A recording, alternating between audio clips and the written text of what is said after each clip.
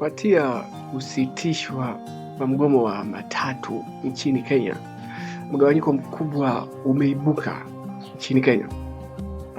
Wananchi wengi wanawatuhumu viongozi wa mgomo huu kuwa wamepewa fedha na hivyo wamewasaliti wananchi.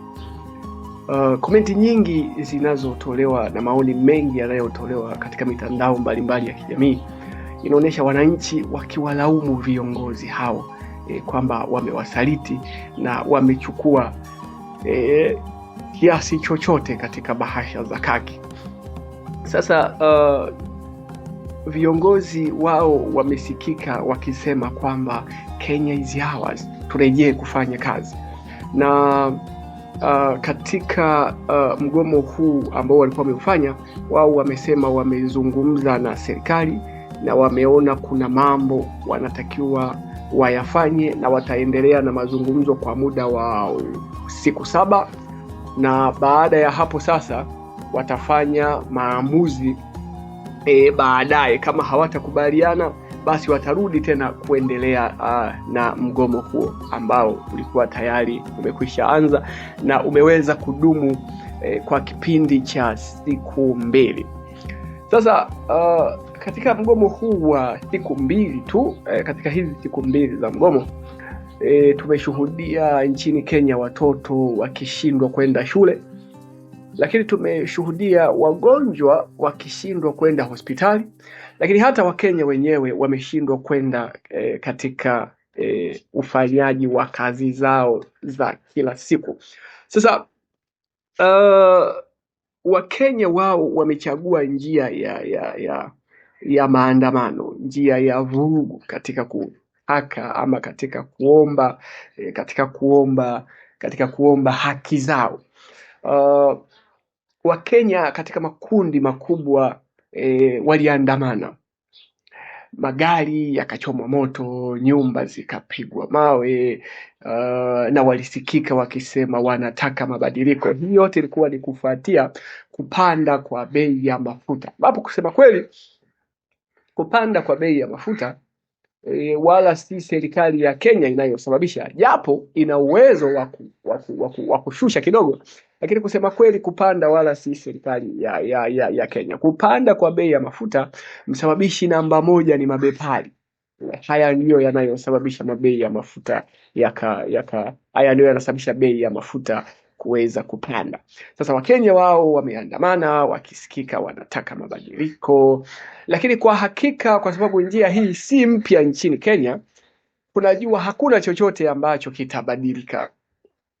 Na utaona tena watarudi tena, wataandamana, watapiga mawe, wataharibu mali, alafu baadaye watarejea na hakuna kitu ambacho kitaweza kubadilika. Sasa kwa nini watu hawa bado wameendelea kutumia njia hii ya maandamano? Kwa nini hawaji na njia nyingine? Sasa maandamano ya amani, kwa mfano, wanachofanya wao ni maandamano ya vurugu. Vipi kuhusu maandamano ya amani? Maandamano ya amani kwa vyovyote vile yanayohusu kutembea barabarani ukadai haki yako, mara nyingi hayawezi kukubadilishia jambo lolote. Lakini maandamano ya vurugu yanayoleta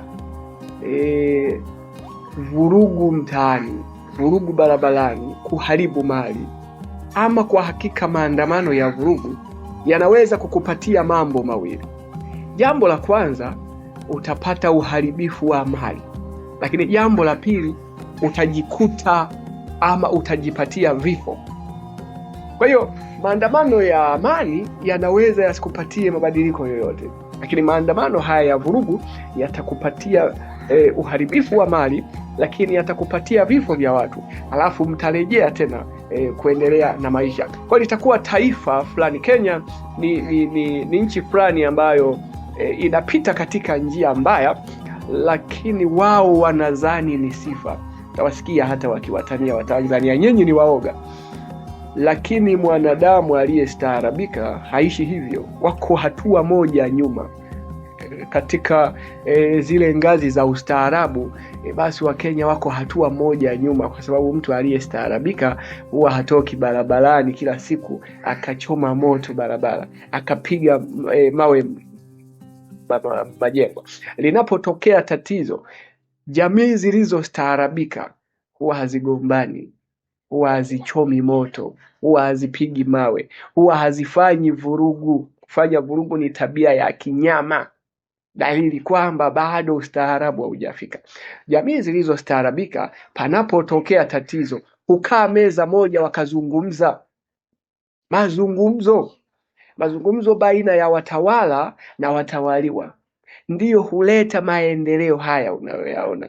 Lakini hii ya kuibuka ukaingia barabarani, ukapiga mawe, ukarusha makombora, ukaharibu, mkabomoa, mkarudi tena mkaelewana, mkaanza kujenga, hamwezi kujenga taifa katika muda mrefu. Hizi ni dalili za nchi ambayo inaelekea kutumbukia shimoni. Kwa hiyo mwendo huu ambao Wakenya wameufuata, suluhisho pekee ni kubadilika.